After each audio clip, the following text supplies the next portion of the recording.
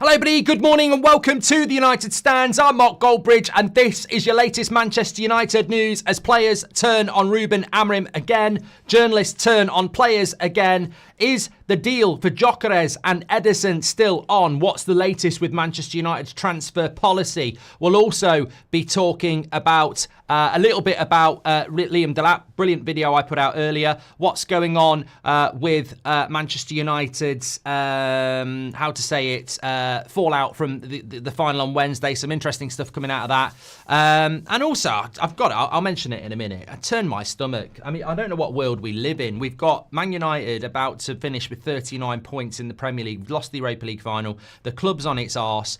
You've got these ex-players who sit there acting like they're one of the fans, you know, oh yeah, Man United should do this, Man United want to be influencers. And then I see a video on TNT of Paul Scholes and Rio Ferdinand shaking hands with Avram, joking and laughing with Sir Jim, and I think, hold on a minute, this ain't a bloody soap opera. This is actually real to a lot of United fans. I'm not one that's condoning like, you know, abuse or anything like that. But I'll tell you for free, I'm not shaking hands with Avram Glazer. I'm just not doing it. So when I see Scholes and Rio doing it, I'm massively disappointed because I sit there watching them talk about United's problems and this, that and the other.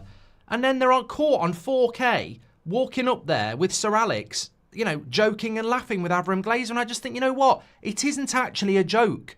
I don't wake up after Man United lose or Thursday morning and go, oh, it don't matter. It's just a laugh. They're fakers, mate. They're not real. They're not real fans. You know, I know none of you, given the opportunity, when you meet Avram Glazer, are going to shake his hand. It just disgusts me. I think it's all pantomime. Even Sir Alex stood there with Scholesy, walking along with Avram Glazer going, oh, you missed the dinner. Oh, it's a lovely dinner. And you just think, we here as fans are dying. We're dying with this football club. And the people who built it are shaking hands with the guy who's destroyed it. My head's just blown. Maybe I'm missing the point here. But, you know, Sir Alex built this club and he stood there with Sir Jim and Avram Glazer smiling, talking about his dinner. And I'm like, I don't get it. I don't get this world. I really don't. I'm lost. Anyway, let's get into some of the show. Lots to talk about this morning. Players turning on Amorim again. But let's talk about transfers to start off with. This is a news show, so not over. Is the deal for Gyokeres still on? Is the deal for Ederson still on? What's happening with Liam Delap? Really good video I put out early this morning about Liam Delap and my concerns about it. Doesn't mean we're not going to sign him. Doesn't mean I'm not going to back him. But I think it delves into what Liam Delap is. I think Liam Delap is basically Erling Haaland.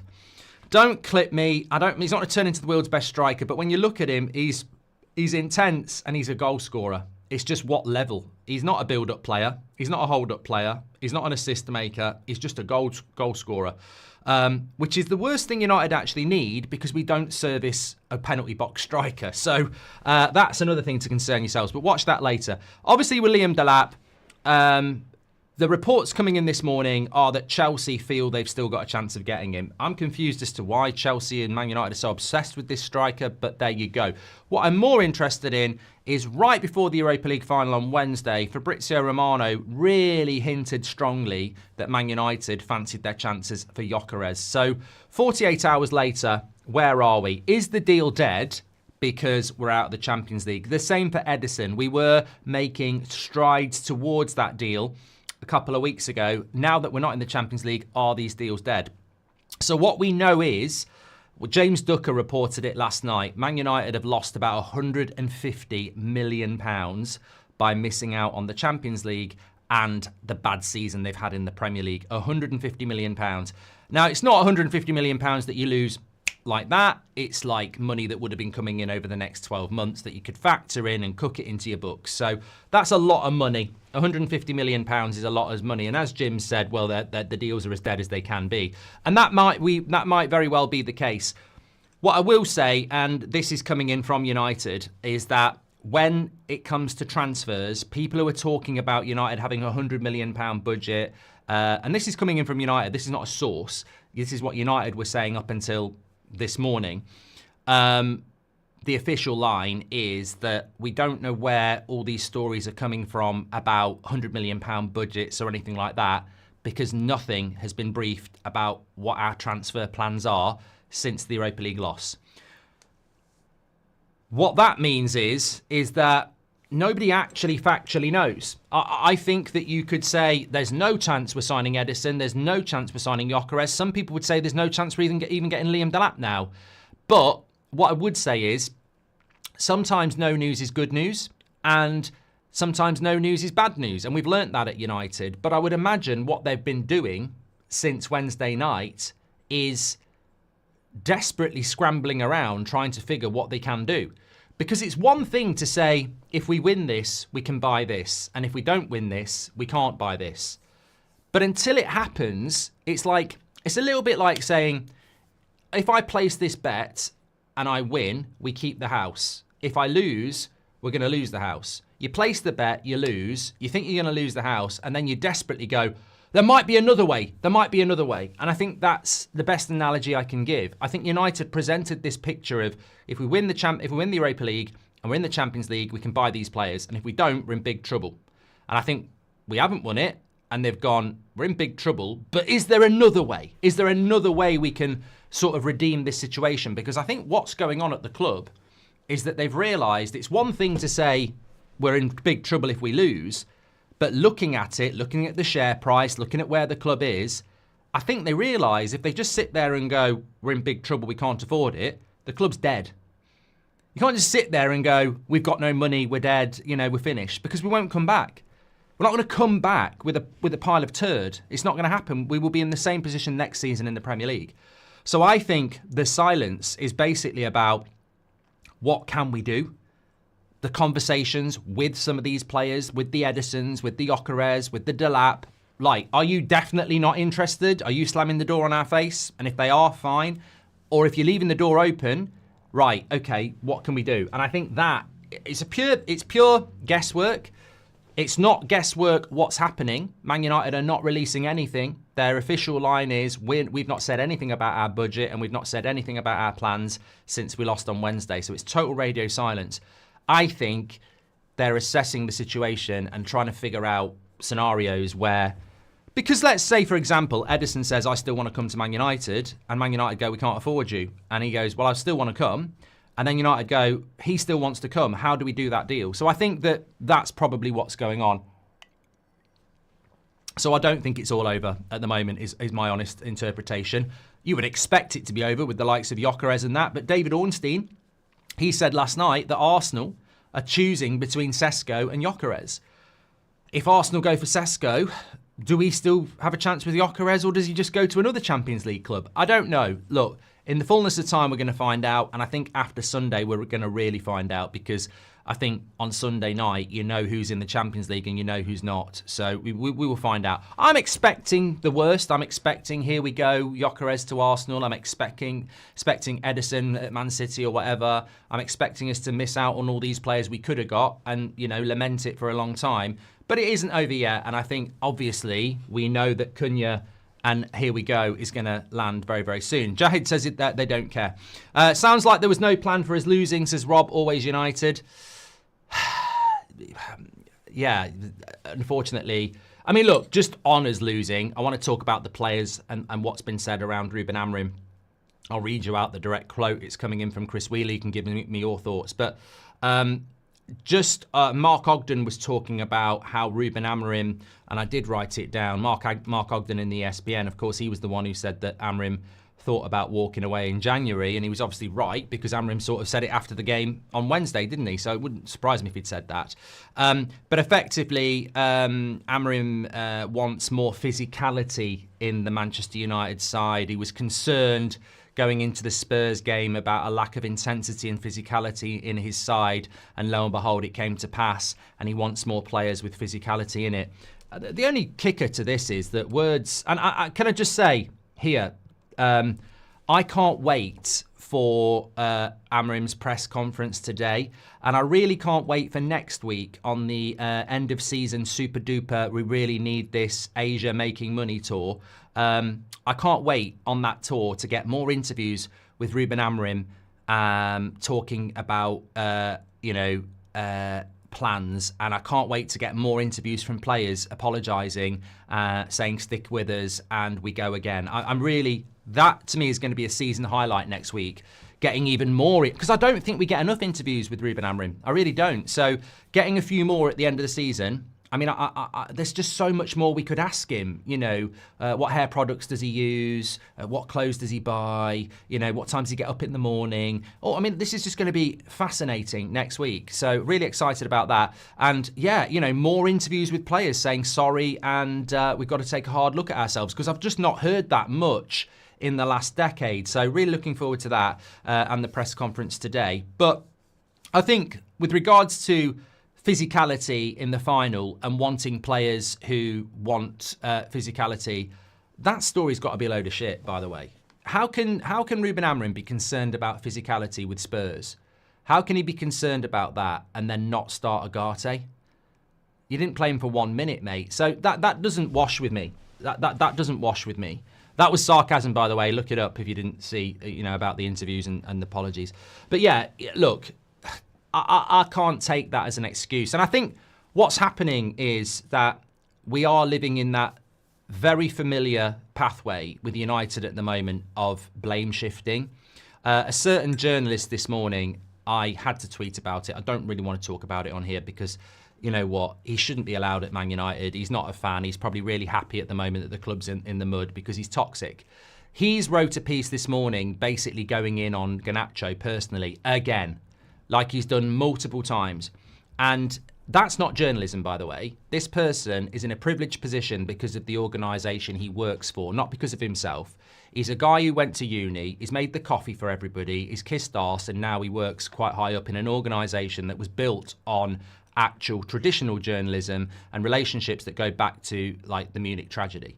He's a poor representation of modern journalism, and he's a leech, and he's toxic, and he's got a vile personality, and he targets players, and he won't let it go. And this morning, a lot of people are agreeing with him because he's going after Garnacho. But I don't agree with him. You know why I don't agree with him? Because this is the modern level of journalism around Manchester United. This obsessive, vile toxicity and agenda shifting that takes us away from the real issue. If I'm a journalist at Manchester United, I'm writing about Sir Jim Radcliffe, I'm writing about the Glazers, I'm writing about the last 10 years, and I'm talking about the club on its arse. I am not writing about Garnacho and his brother. What does that do? Does the guy not read proper journalism? Yesterday morning, confirmed on this channel, exclusive, Garnacho's leaving the club this summer. 24 hours ago. 24 hours later, a guy who has access to Manchester United on a privileged position is writing an article about Garnacho and his brother driving hate against that player. He's leaving, mate. What's that got? How does that help us as Man United fans? What does that do for Manchester United fans? Oh, let's pile on to a player that's leaving. It's yesterday's news. Garnacho's gone. Finished. Leaving. What? This is what's wrong with this fan base. People will now be piling on to Garnacho. This victim mentality, this, you know, let's blame one thing. Let's blame the wrong thing. You might want Garnacho to go. I said to you yesterday, you might want Amorim to go. That's your right. But why are our fan base so thick? Why do they follow these toxic bloody merchants who make you pile on to the wrong problem? Garnacho's going to get sold. And you're following this journalist who's just piling on to a player to protect other sources that he's probably got who are also responsible. What if his source is a player that played shit on Wednesday and he wants to protect that source, so he's shifting you onto another player? Read the room. Also, what does it do going after Garnacho or Rasmus or Onana, all of which might be leaving in the summer? Certainly two of them are. So this is the problem. There are multiple problems at this football club. And we need to see the wood for the trees. And Garnacho is not the problem with Manchester United, much the same as Rashford wasn't the problem. They may well be issues that need to be removed, but they are plentiful. I'm so tired of agenda-driven press driving our fan base in the wrong direction. And remember, the most sinister thing in all of this is, why do these agenda-driven journalists get allowed into Man United press conferences and get interviews with the manager week in, week out, yet they can write what they like? Yet we were refused entry to a press conference because of a thumbnail about a player that was totally misinterpreted. Yet they can write what they bloody well like. Now, I don't care whether we're given access or not. It doesn't matter, because what we fundamentally are is a fan community that say what we think. It's a bonus if you get allowed in or not. It's not the end of the world. For them, they live off it. But what I find intriguing is that the club continually let certain journalists write agenda-driven drivel, and yet they're still allowed in. And the sinister conspiracist in me just thinks, as long as you go after that player and you don't mention the Glazers or Sir Jim, you can keep coming in. Because I very rarely see these people going after the real problem, and it perpetuates the cycle of Glazer survival and toxicity around the club. But look, Chris Wheeler has put this out as well, and it's very disappointing as well.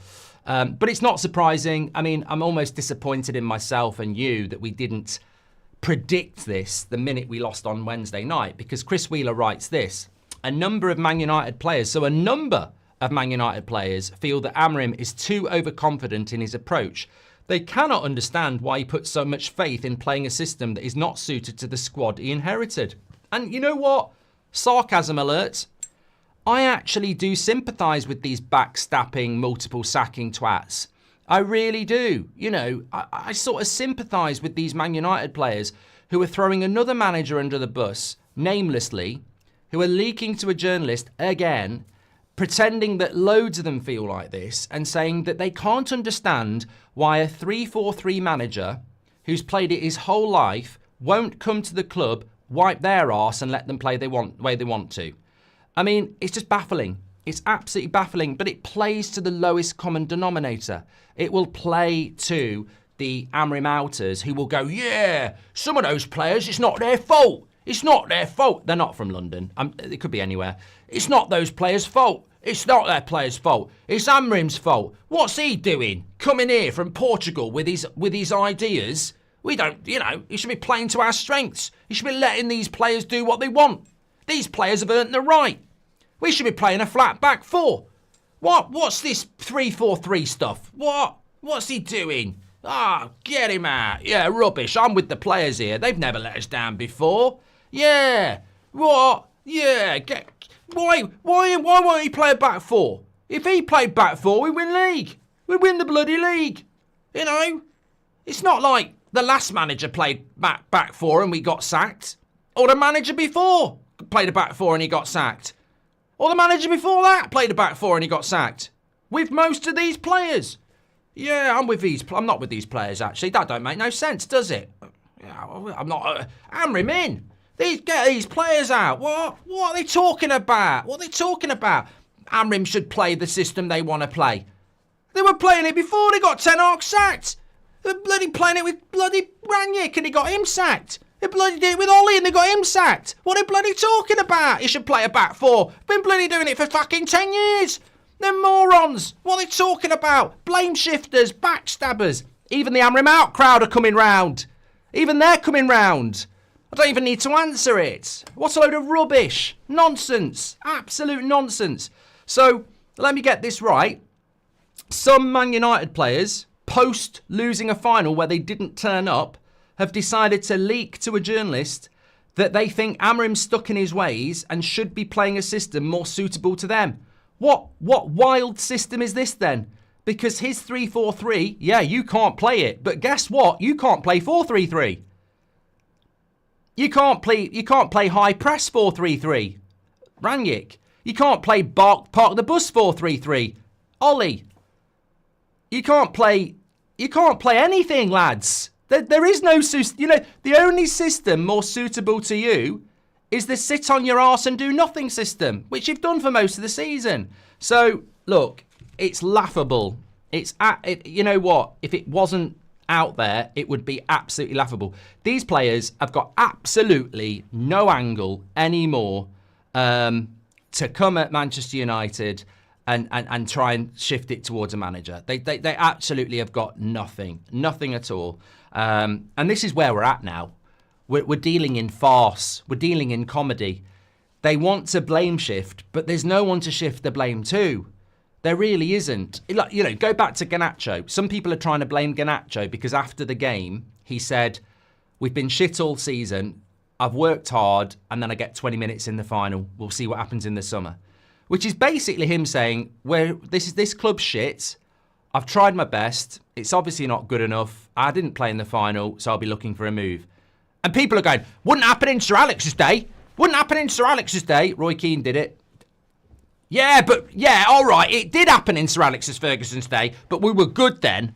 Yeah, and your point is, well, I don't like his hair. I don't like his hair. I don't like his brother. I don't like his attitude. Yeah, okay. He's getting sold in the summer.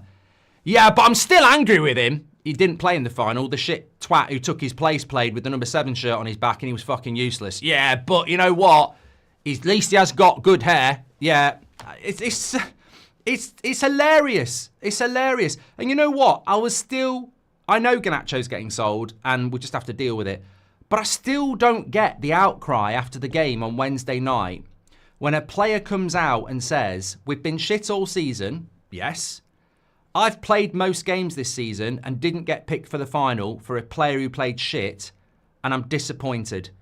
Yeah, I completely agree with that as well. Oh, get him out. I tell you what, I do not want players at this football club who tell the truth, who've been available every week and get annoyed because they've been dropped for the final for a shit injured player. Get rid of that attitude. I want players who are injured 90% of the time and are fucking rubbish and say nothing. That's what we want at United. We want soulless, mercenary, injured players who say nothing. That's what we want. We don't want passionate, outspoken players. We don't want that. We want overpaid mercenaries who say nothing. That's what we want. United. And I just think it's so funny reacting to the last 24, 48 hours because the blame shifting has turned into comedy. It's like we're going after things that we used to go after that we've been proven wrong to go after. The manager. The players are turning on the manager. They know what they're on about. It's the tactics. It's the system. It's that player's fault who didn't even play in the final, really. And he's wrong to say we're shit. You should keep that in-house. Yeah. The club is on its arse. I think it's impossible to perform in that football club at the moment. And I'm not protecting anybody, but I think it's impossible to perform. You've got, look, even now, just breaking news in the last few minutes, Man United have told 200 staff members they are at risk of redundancy. They've lost their jobs in the latest round of redundancies, as United desperately try to save more money. Sources, this is from the Daily Mail, sources have expressed surprise at the timing of the move to deliver the latest news to the staff so soon after the loss to Bilbao. But the club are keen to make savings as soon as possible, and there could be more cuts to come. Yeah, horrible club. And you know what? I go back to that little clip. It's on my Instagram. If you go to @GoldbridgeMark and check my story out, you'll see the clip I'm talking about. I only saw it late last night. And you've got Barada, Sir Jim Radcliffe, Alex Ferguson, and Avram Glazer walking along after their dinner before the game. And then Rio and Paul are there, Scholesy, shaking hands with them, and they're all smiling. And I think, you know what? I wouldn't shake their hand. I wouldn't shake Barada's hand. I wouldn't shake Sir Jim's hand. I'd shake Sir Alex Ferguson's hand. He's a legend. And I wouldn't shake Avram Glazer's hand. And I wouldn't smile. I wouldn't be rude. I'd just say, all right, Sir Alex, and then walk off. I wouldn't be shaking hands with these people. They're putting people into poverty. They're destroying this football club. I'm not shaking your fucking hand. I'm not going to be rude. I'm not going to be aggressive. I'm not going to be abusive. I'm above that. You know, violence solves nothing. Shouting at people solves nothing. I wouldn't be shaking their hand. And I don't respect anything they've got to say about United at the moment. You know, they can say what they like about team performance. They can say what they like about transfers. But don't talk about the politics of the football club anymore. It's just disgusting what they're doing. And sacking another load of people. This is why I'd sell Bruno. I would sell Bruno. Why shouldn't Bruno lose his job? Why shouldn't any of those players be cashed in on to save money? If we're sacking normal people, and I tell you what, if you're on 30 grand a year and you lose your job, it ain't easy to go and get another job. Not in this, I mean, it might be where you are, but it's not in this country. It's not easy to go and get a job when you're on 30 grand a year. It's not like being a centre forward at Man United. You'll always find a club. You know, moralistically, I don't like this football club anymore. I hate it. It's disgusting what it's become. Manchester United was always a working person's club. It had community spirit. You know, the reason Man United is supported by so many people out of Manchester, by the way, is because it captured the imagination. And obviously the Munich tragedy created a lot of love for the club because it was a tragedy, and people, you know, felt, an empathy towards the club. But my granddad always told me that a lot of people got very defensive of that because he was from Nottingham and he supported Man United before that because of the Busby Babes and how you had like Duncan Edwards from Dudley and Sir Bobby from the North East. There was players brought in from around the country to play for this exciting Man United side who won the league with such a young team. And it captured the imagination of the country. And that's why a lot of people started supporting Manchester United. This football club has lost what it's all about. People aren't supporting Man United for good reasons now. People are supporting Man United because their dad did or their mum did, or because Man United, people remember the Sir Alex days. It's not because it's a club that people hold in affection or admire. It's a vile club. I speak to so many people who are not Man United fans who say your club's horrible. You know, well, yeah. I was speaking to some Liverpool fans actually a few weeks ago, and they were like, never thought I'd see Man United behave like that. The way you treat your workers, the way you treat your fans, Man United, you know. And they were saying like, we can't stand Man United. Like you're scum. You're our rival. But a lot of that rivalry is because there's so many similarities, history, you know, connection to the club. That's why, you know, locality, whatever. But the way you run your club's bloody horrible now, and it is. It's just, and the thing is, so many of our fans just don't do anything.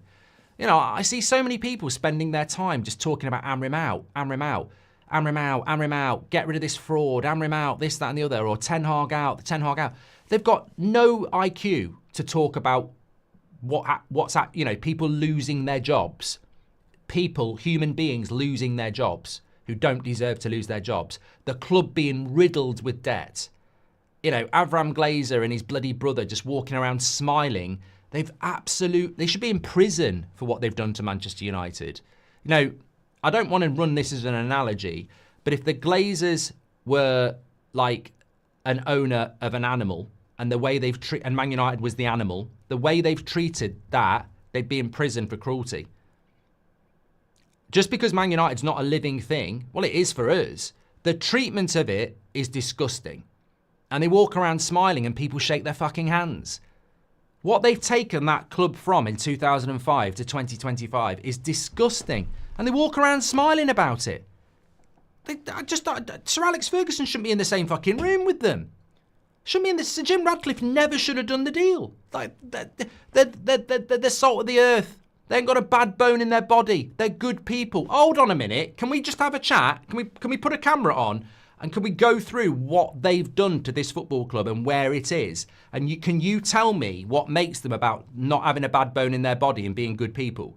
Because I just want to list off and I've got rafts of pages of what's actually happened to this football club. It's crazy. But what I also find crazy is the media won't talk about it.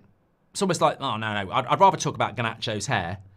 Our toxic element in our fan base just wants to talk about sacking another manager because I think it's beyond their IQ to actually talk about these higher level things. And the cycle keeps going round and round, but the cycle's getting worse. Well, we've never been at this point. It is crazy. But going back to the point, it is a news show. Players turning on the manager is laughable. They basically want to play a back four. Okay, Harry Maguire's shit in a back four, so it's not him leaking it. Harry Maguire works a lot better with three centre-backs, and that's why he's been good this year. Casemiro works better with three centre-backs because he's got more protection. So Casemiro and Maguire work better in this system, for a start. I don't think Bruno suits this system, but he loves Amorim, so it won't be him. It won't be any of the young players. Garnacho's never going to leak to Samuel Luckhurst or anyone like that because he can't stand them and they can't stand him. I don't even know who would leak this story. That's the laughable thing. Some of these players have pissed me off no end. I thought not turning up on Wednesday night was disgusting, but I can't imagine a player in that team picking up the phone to Chris Wheeler or Samuel Luckhurst and going, "Yeah, we're not. Most of us aren't happy with the system." It doesn't even make any sense. You played a back four and you were shit under Ten Hag. Remember. Who remembers Villa at Villa Park back in the autumn? That game was as bad as the Europa League final. It was turgid. Absolute turgid. Rubbish. I can't remember whether we played a back four or a back five. I don't know. But people forget that this. Maybe we should have kept Ten Hag until the summer and then we should have brought Amorim in. But I'm not stupid. I remember the team before Amorim and it wasn't any better. West Ham was shit. Remember the miss by Delo? It was fucking awful. We've been awful all season. Awful all season. Is the rumours true that every single United player is up for sale? Well, I know Terry spoke about that yesterday, Luke. I hope that rumour's true. Because I think when you're at rock bottom and you're sacking ordinary working people, if an offer comes in for a player, it's called a fire sale and you take it. We're going to do it with Garnacho. We should do it with Bruno. If someone gives us good money for Maguire, ultimately, I don't think there's a player we need to keep. I don't think there is a player that we There's players I want to keep, but in this position, if it gives us money and it allows us to bring better players in, honestly, hand on heart, I don't think any player should be above sale. Because if people behind the scenes are losing their job, then the players who lose the games deserve to be up for sale as well. So if we need to raise 150 million quid, then you can't put some people on the shelf and say they're not for sale. I think everybody has to be up for sale. I'll be disappointed about certain players going, and we'll all have our own list. But hand on heart, I can't sit here and say there's one player I wouldn't take money for. Look, even Lenny Oro, if Real Madrid came in and said there's 80 million, I'd take it. And that's my point. Like, if everybody has to have a price.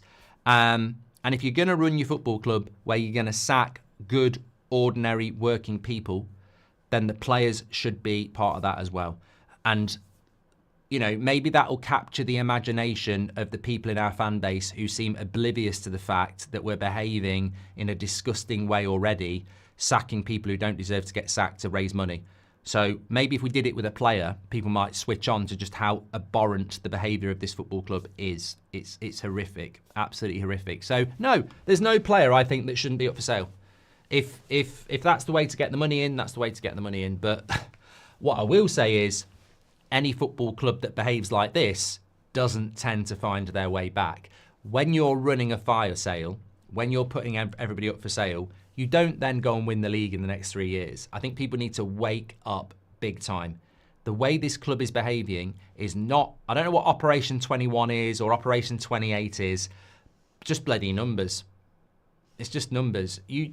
There is no football club in history that is behaving like this and then wins the title in 5 years. You don't do it. You can't be publicly sacking people, publicly crying that you're in debt, publicly saying that your best players are up for sale, and then talk about we're not building anything, we're surviving. This is desperation behaviour. This is not strategized. This is not strong behaviour. This is weak. This is scary. This is dangerous. This is desperate. These are not words that you associate with building a team to take on the Liverpools and the Arsenals. The club's on its arse, and it's behaving like it's on its arse. And the trouble is, you can only cut so much. You can only cut so much. Let's say we had a workforce of 1,000 people, which is very similar to Liverpool, by the way. We weren't overstaffed. We just compared it to Man City. And Man City have recruited people who don't necessarily work on Man City's books because they've got the City group. Liverpool employ about 1,000 people, the same as us. We've sacked half of those people. At what point does that start to bite in relation to efficiency? You can't just sack half your workforce and expect half of them to be sat there not doing any work. And we're still doing it. So at what point does this actually start to bite? We've heard about the canteen closing down and stuff like that. I think it's really scary. It's really scary what they're doing, because if it's a temporary thing for 6 months and then we're going to recruit again, fine. But this is just about streamlining a business down to the bare bones. And effectively, we are going to become Everton, aren't we? We're going to become a club that just sells things to survive. And this Sir Jim Ratcliffe model is baffling. I think it's basically regeneration project, and in 5 years we'll be profitable. Whose fault is it that the players are crap and not playing the United way? It is that we have 3 managers, players in the squad, and it's just a mess, says Ahmed. Ultimately, the players aren't good enough, Ahmed. I think everybody knew this under Ten Hag, and it's not changed. They're not good enough. And individually, some of the players are good enough. And I think only basic people don't understand what we're saying here. When we say the players aren't good enough, instantly people think you're writing every player off. A team is only as good as its weakest link. If you've got Liverpool and they're playing Darwin Núñez up front and they can't score goals, it doesn't mean Mo Salah's a bad player or Van Dijk's a bad player. It just means they can't score the goals because Darwin Núñez can't do it. Look at Arsenal. With a striker, they might win the league. So you're only as strong as your weakest point, and everyone talks about Arsenal's lack of a striker, but they've still got world-class players like Saka and Rice and Saliba, etc. So we have got some decent players, but they're not good enough because they're surrounded by players that aren't. We need to change this. We need to change this, and if we don't change it, then the problems of the last 10 years will continue. And look, it's boring to say it, but Luke Shaw's coming up for 10 years at the football club. Lindelof's been here for 8 years. Like, you can't be successful when you've got players like that here for that long. Victor Lindelof wouldn't have been at Arsenal for 8 minutes, let alone eight years. The club causes its own issues. I remember when Sporting battered Man City playing brilliant football. You said, remember this then, the Amorim out nonsense starts. Here we are, says Sam. Yeah, I mean, it's always going to start. People are so predictable. Be brutal. What players do you want sold? Says like. I mean, I've done that. It's not about being brutal. Like, I did it yesterday. I don't really like to repeat the same old thing. But I think any player that we can get good money for has to be an option if it's going to allow us to bring better players in. I don't think there's many players that I'd say I'm not opposed to selling if we get good money for. Would you do an FC career mode next year, says Ross? Yeah, we'll have to wait and see on that one. What happened to good old Project 28? Oh, just a reminder, by the way, a little bit of positivity. I've pinned it in the live chat and in the video description. At the start of the week, I said if we get to 90,000 subscribers on my channel, I'll drop a lifestyle video. I've got one ready to go at midday. We're 20 subscribers short. So if you fancy a little bit of escapism, a little bit different, then click that subscribe button and that could be dropping at midday. Kobe says, what happened to good old Project 28? I remember when Sport have done that from Sam. People will not like this English not suit system. It could be Menu, says Martin Saunders. I don't care for a single player in that team, says Andreas. Albie Burrows, welcome to Members Club. Andy Weatherall, legend, has gifted a membership. Ange changed this system to suit his situation, says Keel. Sir Jim, more cuts than a Turkish barber, says Big Smoke Barbecue. Cunha and Delap or Cherky and Gyokeres? I'll go for the second one, Mizana. Devil's Advocate Stephen Willocks says, devil's advocate, but how can we have all 3 of these employees, sack them all and still run day to day? We must have been hugely overinflated with staff. No, we're just trying to save money, mate. I've worked for businesses who do this. You go into a business that's struggling, let's say it's a local pub, and you've got somebody who collects glasses and clears plates. You've got somebody who is going around taking the orders and bringing the food out, and then you've got somebody behind the bar making the drinks. You sack the person who collects the glasses and clears the plates. The person behind the bar, while serving drinks, has to then go and collect glasses, which slows him down or her down and ruins efficiency in that way. And the person who is taking the orders and taking the food out also has to clear the plates. That's what's happening at Man United. They're basically making people who were doing jobs we needed redundant and making people who stay behind do more, which will ultimately, I think, ruin efficiency. It's just cost cutting. It's not efficiency cutting. It's gone beyond that. I don't think it's a formation issue, says Parker. The players have no chemistry. When Klopp rebuilt, he systematically added players that complemented each other. And the worrying thing about that efficiency is if it damages the first team, it will hit like this. We need 2 strikers. We'll go with 1. And if that 1 striker gets injured, we'll just play a false 9 or somebody will have to get by. When actually you need 2 strikers across a whole season. Abnormal says, at the time he needs a plan B based on oppositional flexibility. Will Amorim play one formation as his managerial life? Abnormal, I actually think talking about Amorim's system is the biggest waste of time because it really displays a lack of education around what he did at Sporting and what he's actually said in interviews. When you look at when we played Arsenal in the FA Cup, it was a really defensive, counter-attacking system. When you look at other times, I think it was Lyon or Bilbao, where Yoro basically steps into the attack and it becomes a back 4, or when he uses wingers instead of wing backs like he has at Sporting. This is not he keeps saying it, but unfortunately our ex-players, our journalists are really basic. So they see a system and they go, 3-4-3 will never work in England. Newcastle played it last week. Chelsea won a title with it. Yeah. Okay. And that's what I mean. Amorim keeps telling people his system is not rigid. It can become other systems within it. And people just get obsessed without it. And eventually you just get to a point where you learn that old message. Never go down to the level of an idiot and argue because they're an expert in arguing as an idiot. And that's the system conversation. I just find it so boring because it's not rigid. It can be adapted, but ultimately it can only adapt so much with the players that he's got. You need intelligent players, and he hasn't got that. Garnacho's form does not entitle him to start in a final. It's being frustrated that your replacement was awful, but the club is bigger than him, says Spray Studios. Mate, you're a Garnacho hater. That's absolutely fine. What I'm saying is I've got no problem with what he said, and I don't know why people are going after a player that's getting sold. It's agenda driven, and it's the normal shit that comes out of our journalists and our ex-players and our fans to go after one person and blame one person for the problems without looking at the real problems. That's my problem with it.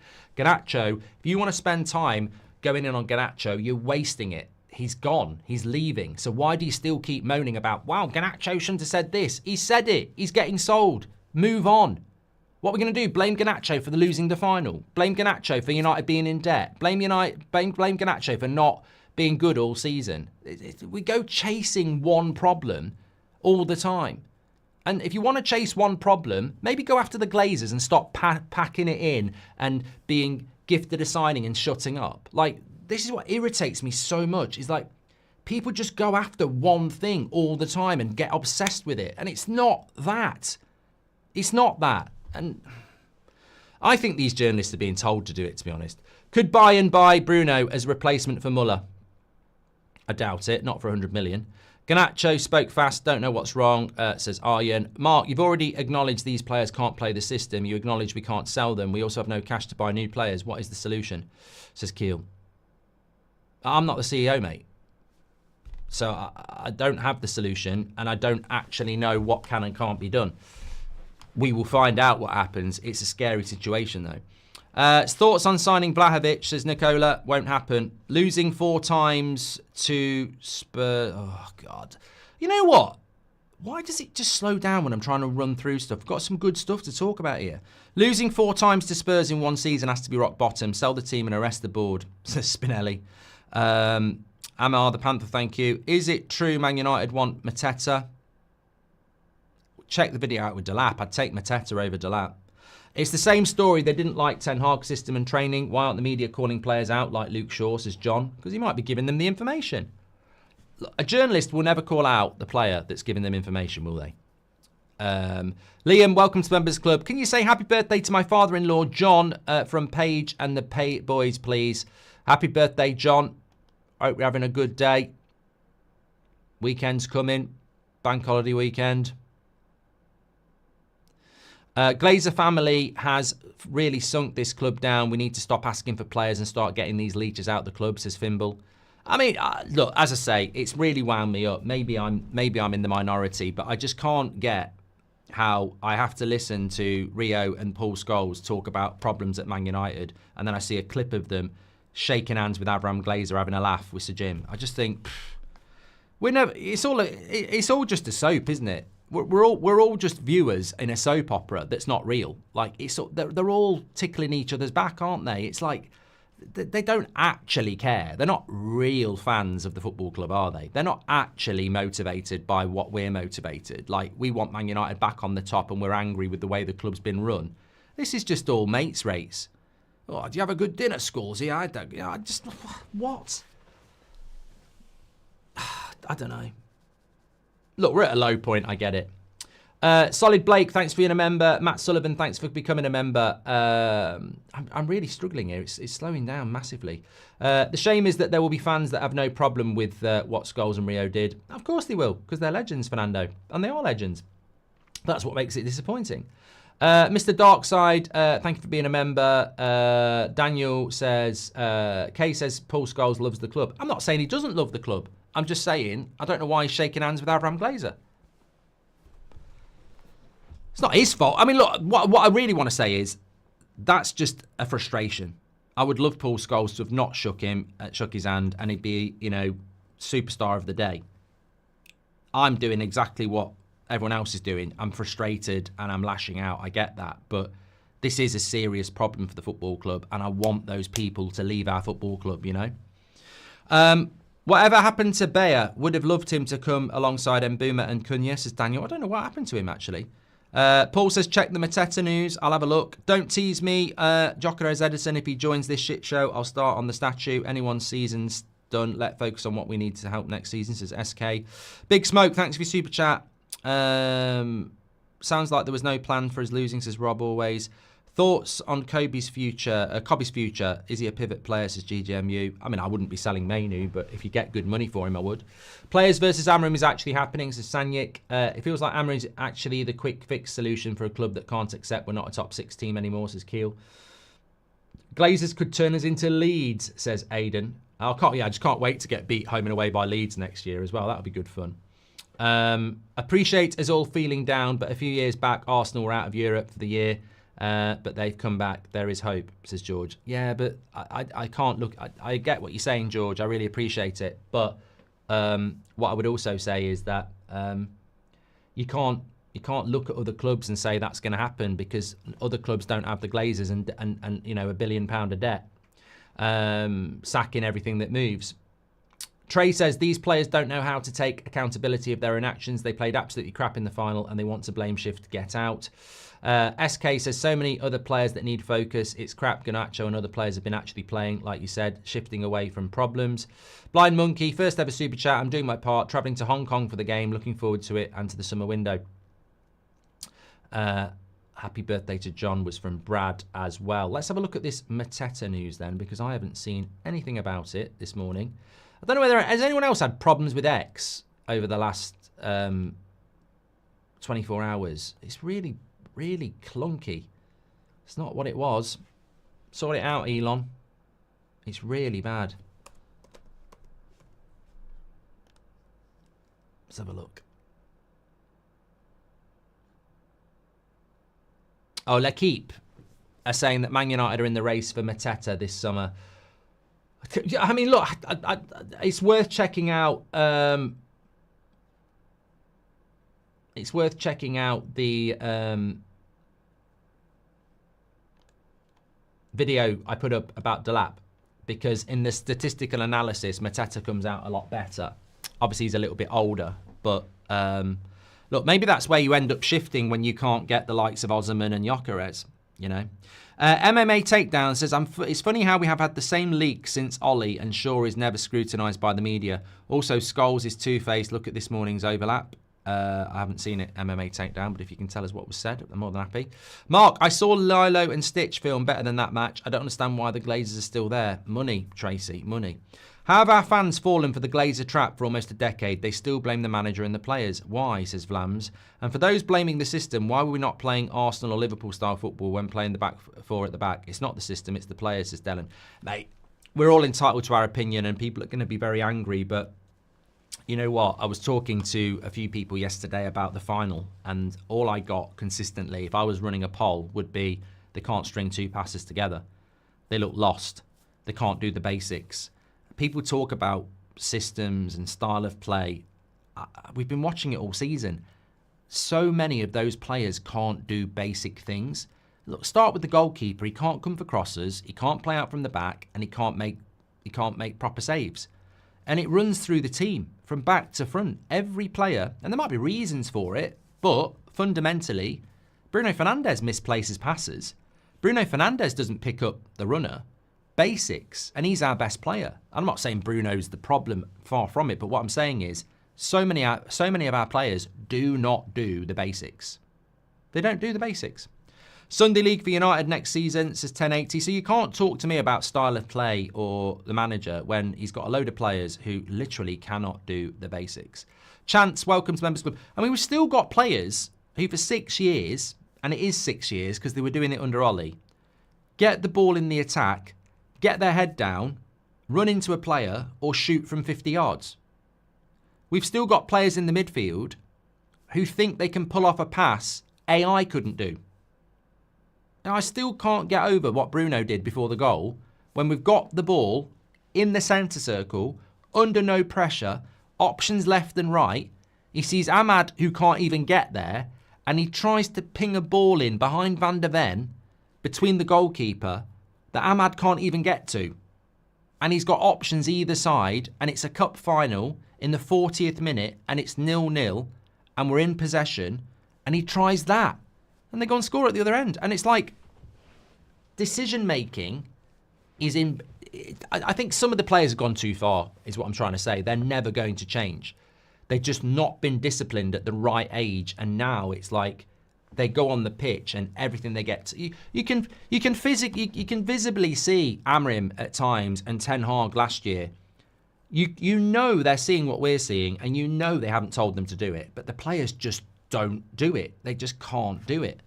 Look, Ranić was right. I guarantee if you could have a word with Amorim and he would tell you, and he said, how many players would you keep? I guarantee he'd get rid of 20. Which is never going to happen, is it? It's never going to happen.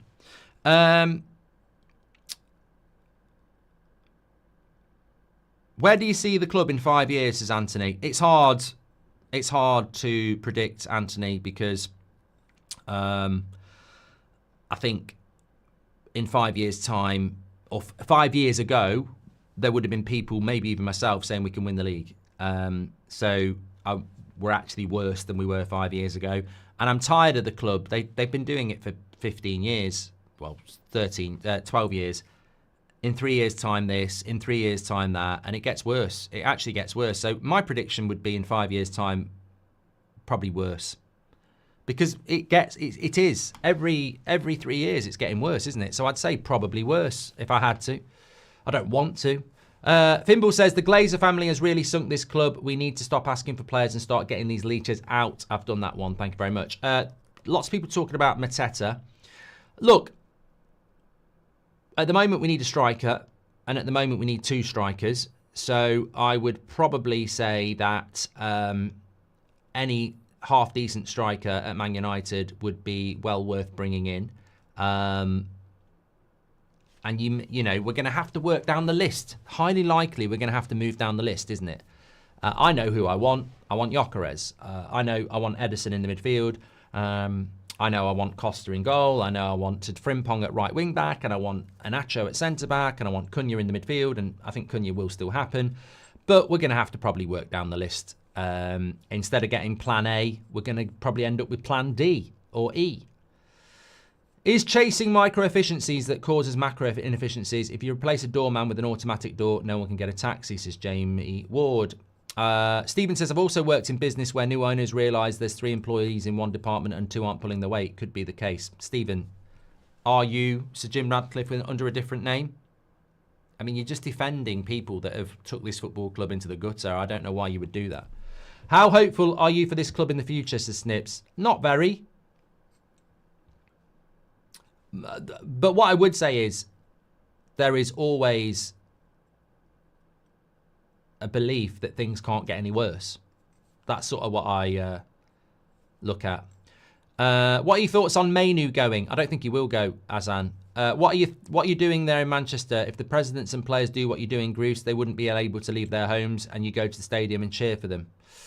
Thank you very much. Off topic, I missed the Goldbridge FC 25 series. It's a banger, says Mario.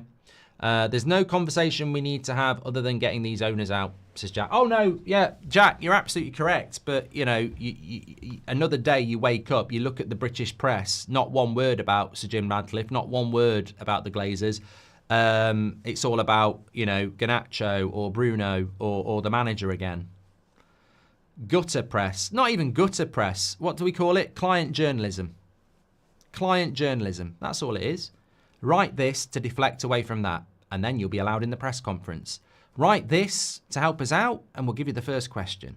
Write this, and you'll get a little bit with Amorim. You know, it's just so obvious at this point. Whoever wants to go, let them go, or be sold with whatever attitude they have, because we need a fresh start with a fresh rebuild attitude to go hard for Man United, says Petiski. Jose should have been given more time. A long time ago, Arjen. Long time ago. Is there any possibilities that Amorim's been told to lose the final because they have agenda? Maybe they want to cash out on some players. No, Eddie. Imagine that. Imagine that. Imagine that ever got out. Amorim was told to lose a final. It's not a film, mate. Chance of our players being paid off to lose the final. Another one. Yeah, none. Do you think that they're just shit, mate? As much as that would be a conspiracy I think some people would like to justify, they're just not good enough. Do you think there should be a limit to how much debt a club can carry overall, says Edward? The deal never should have been allowed to happen in the first place. 1080p says United have some of the best individual players on earth. Their skills on the ball make me jealous at times, but their team play is horrendous. John says, we had 3 coaches this season. Each had different systems. They couldn't play any of them. It's not the system at all. Long road ahead, says James. All players up for sale. You would really sell Yoro, says Bocco. No, you're not listening to what I said. What I said is, when you're sacking people who don't deserve to get sacked and the club has lost all morals, if somebody came in and offered £80 million for Yoro, I would take it to buy 2 or 3 players to make us better. I don't want Yoro to go, but I'm not going to sit there and do what the club's doing and then refuse ridiculous money for one player who I want to keep that could allow us to bring 3 or 4 different players in. What United need is about 10 players really quickly. If Yoro was the only way to do it, I would do it, which is exactly what I said with Bruno yesterday. I don't want to sell Yoro, and we won't sell Yoro. But what I'm saying is, you can't sack ordinary working people and then say, we're not going to do that to the players that are responsible for where we are. And if that's the only offer on the table and we can't do any business unless we do that, then I would do it. Because the club's lost all morals anyway. So why wouldn't I do it? But they probably won't behave like that because they seem to still be obsessed with not doing it. I fear look, the Bruno money should be taken. 2 days after the final, and I'm still not changing my mind. I don't want Bruno to go, but we lost the final, and that could give us 4 or 5 players. I would do that deal. I would do that deal, and I still would do that deal.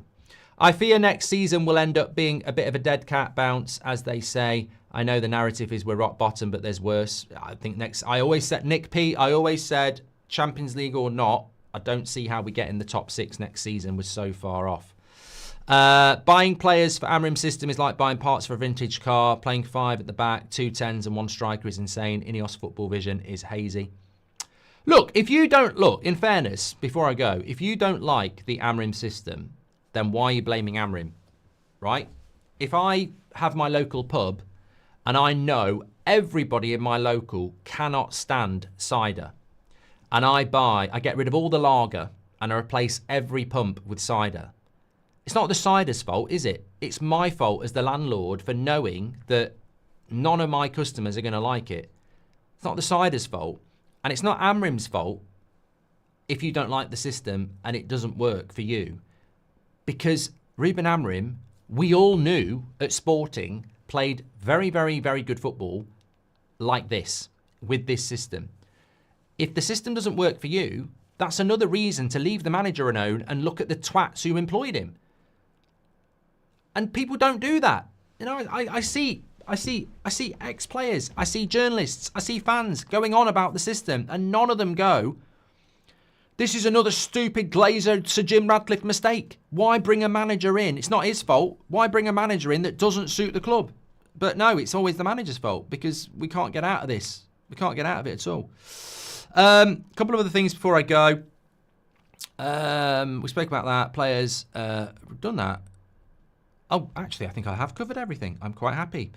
We've got an Amorim press conference coming out very, very soon. And I think that's going to be very, very interesting. I mean, what's he going to do? Just apologise?